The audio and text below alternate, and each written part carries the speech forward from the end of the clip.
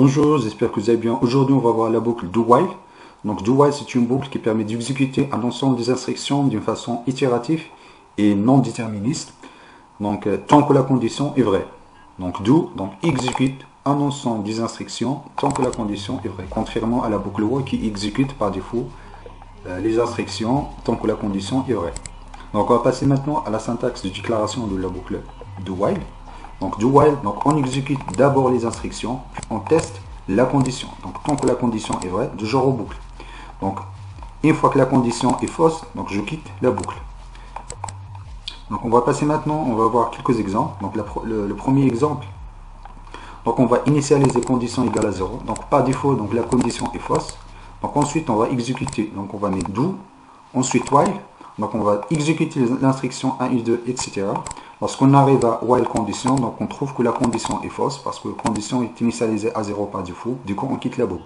Donc là, on voit l'inconvénient. Donc ça peut être un inconvénient de la boucle do while.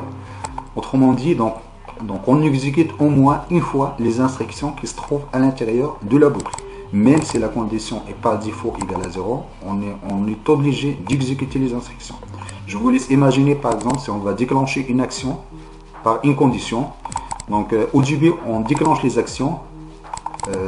Les actions ça peut être l'ouverture d'une porte, ça peut être la mise en marche d'une machine, etc. Et uniquement lorsque la condition est vraie. Mais si on utilise la boucle do while, donc on exécute les actions, même lorsque la condition est fausse. Donc il faut faire attention. Donc il ne faut pas utiliser la boucle do while s'il y a un risque, qu'un risque au moment d'exécution des instructions. Donc il faut bien tenir en compte que la boucle while donc, exécute au minimum une fois les instructions, même si la condition est fausse. On va passer maintenant au deuxième exemple. Donc le deuxième exemple, on va initialiser une variable égale à 0.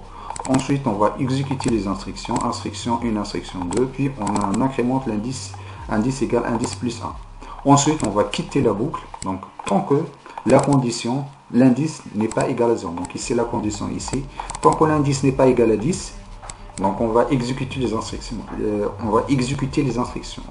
Donc on va commencer par 0, 1, lorsqu'on arrive à 10, lorsque l'indice est égal à 10. Donc ici, on va quitter la boucle. Parce que l'indice est égal à 10.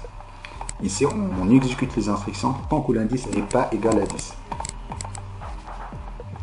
Donc les erreurs à éviter, c'est la mauvaise définition de la condition. Donc on a vu que la boucle do while donc exécute au minimum une fois donc, les instructions dans la boucle.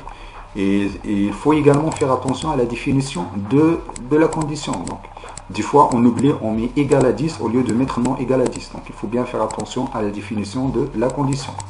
Donc, la deuxième erreur, c'est l'oubli du point-virgule. Donc, il faut bien tenir en compte qu'il y a un point-virgule à la fin de while. Donc, ici, il y a bien un point-virgule. Des fois, on oublie le point-virgule parce qu'on confond la boucle while avec la boucle do while.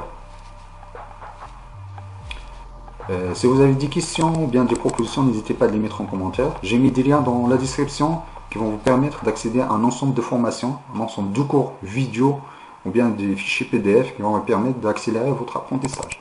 Je vous remercie de votre attention et à la prochaine vidéo.